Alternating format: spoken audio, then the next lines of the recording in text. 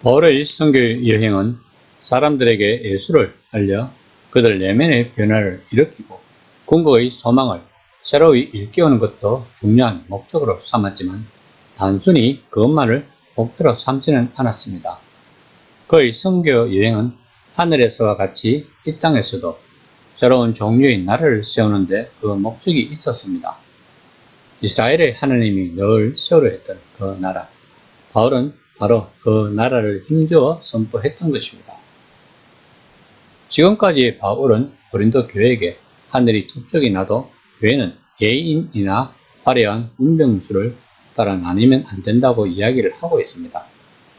또한 교회는 노골적 음행을 용인하고 서로 소송을 제기하거나 특히 성 문제에서 도덕적 규제를 저버려서는 안 된다고 바울은 고린도 교인들에게 당부하고 있습니다.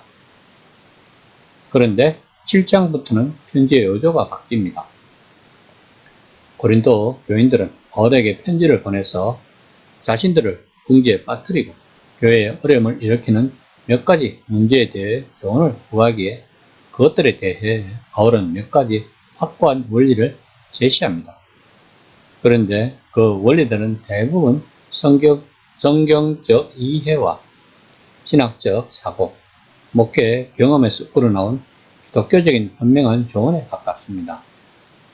7장 1절 말씀입니다. 너희가 성 문제에 대하여 말하면 남자가 여자를 가까이 아니함이 좋으나 교회 안에는 도덕적 규제를 완전히 벗어 던져야 한다고 주장하는 사람들도 있었지만 엄격한 도덕을 신봉하는 사람들도 있습니다. 그들은 그 당시 유명한 몇몇 철학자의 견해를 따라 사람들에게 금욕하거나 이미 결혼했다면 부부간 성관계를 피하라고 권장했습니다. 일부 교사들은 이것이 개인 경건과 영적 성숙의 새로운 차원에 이르는 길이라는 입장을 강하게 고수했습니다. 바울은 이에 대해 남자가 여자를 가까이 아니함이 좋다라고 말합니다. 바울은 그 당시 철학자들이나 일부 교사들이 주장하는 것을 반대는 하지 않지만 이것을 적용하는 방식에는 반대를 합니다. 7장 2절 말씀입니다. 음행을 피하기 위하여 남자마다 자기 아내를 두고 여자마다 자기 남편을 두라. 바울은 특히 고린도 같은 국제 도시에서는 육체의 유혹이 사방에서 엄습하는 것을 잘 알고 있습니다. 결혼을 하되 성관계를 피하는 것은 고생을 차사하는 일입니다. 성적 친밀감이 수반되지 않은 결혼생활은 너무 쉽게 다른 분출구로 이끌리도록 갈망을 자극한다는 것입니다. 본문 말씀은 모든 사람이 결혼해야 한다는 뜻은 아닙니다. 본절에서 두다란 성관계를 맺다를 의미하는 또 다른 표현입니다. 음행 때문에 반드시 결혼해야 한다고 말하지 않습니다. 그의 말은 결혼한 사람들이 부부관계를 맺지 않을 경우 다른 데서 비행을 저지르도록 유혹받을 위험이 있다는 뜻입니다. 어떤 신학자들은 그리스도인 남성이 매춘부를 찾아가는 육정의 문제가 자신들의 영적 삶을 더욱 풍성하게 보양하기 위해 성관계를 피하기를 마음먹은 그리스도인 여성들 때문에 일어났다고 주장하기도 합니다. 7장 3절에서 4절 말씀입니다. 남편은 그 아내에 대한 의무를 다하고 아내도 그 남편에게 그렇게 할지라. 아내는 자기 몸을 주장하지 못하고 오직 그 남편이 하면 남편도 그와 같이 자기 몸을 주장하지 못하고 오직 그 아내가 하나니. 본문은 남편과 아내의 평등을 인상 깊게 선언하면서 바울이 품고 있던 생각을 명확히 보여줍니다. 아직도 많은 사람들은 바울이 남성 우월주의라고 생각하지만 이런 본문은 바울이 과연 그렇게 하는 의문을 품게 만듭니다. 그는 먼저 아내에 대한 남편의 의무를 언급하고 난 뒤에 남편에 대한 아내의 의무를 언급합니다. 그런 다음 아내의 몸을 부릴 권위가 남편에게 있기 때문에 아내가 자기 몸을 부릴 수 없듯이 남편 역시 아내에게 권위가 있기 때문에 자기 몸을 부릴 수 없음을 강조합니다. 이는 당시로서는 대담한 선언이었고 지금 또 도전적인 말씀입니다. 특히 요즘처럼 맞벌이하는 부부들에게 이 말씀은 행복한 결혼 생활을 위한 핵심 지침이 되는 말씀일 것입니다. 가까운 사이일수록 존중을 해야 하는 것입니다. 이 세상에서 가장 가까운 사이가 부부 사이인 것 같습니다. 부부는 손수가 없을 만큼 가까운 사이인 반면 돌아서면 완전히 남남이 됩니다. 그러므로 서로 존중은 굉장히 중요합니다. 다시 말하면 복음을 받아들이면 가장 회복되는 것이 가정이라는 것입니다. 그 가정이 천국이 된다는 것입니다. 7장 5절 말씀입니다. 서로 분방하지 말라.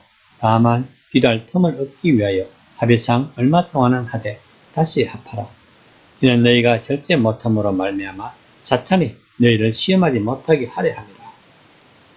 바울은 부부가 기도 생활이 더 여유롭고 자유로운 시간을 섞기 위해 잠시 성적 접촉을 피해야 할 때가 있음을 부인하지 않습니다. 하지만 그는 금욕 자체가 그들을 더 높은 영적 수준으로 끌어준다고 시사하지는 않습니다. 단지 성적 접촉을 잠시 중단하라고 합의하면 두 사람에게 묵상과 기도에 집중할 수 있는 여유가 생길 뿐이라는 것입니다. 법력이 유익이 있기는 하지만 장기간 하면 안 된다는 말을 하고 있습니다.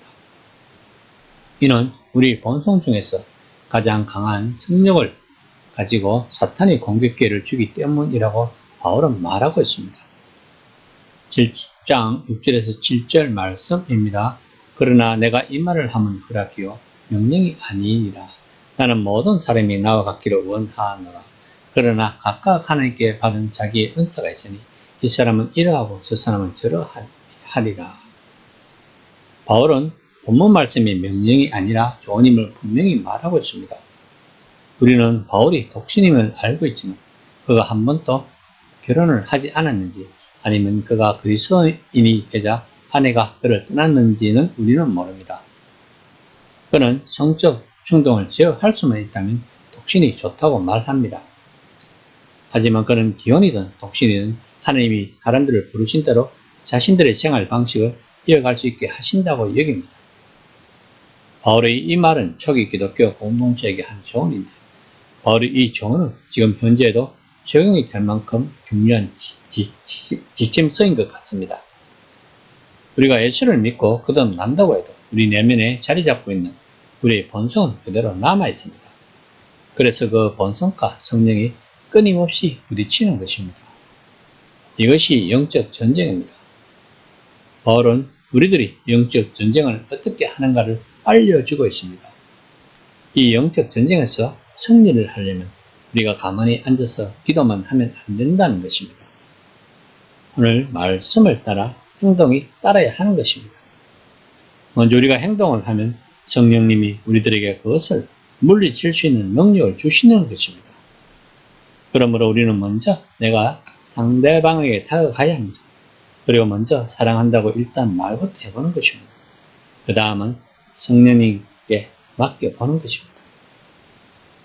이 시간 나는 먼저 상대방에게 다가가는지 아니면 상대방이 다가오기를 기다리고 있는지를 한번 생각해 보는 시간이 되었으면 합니다.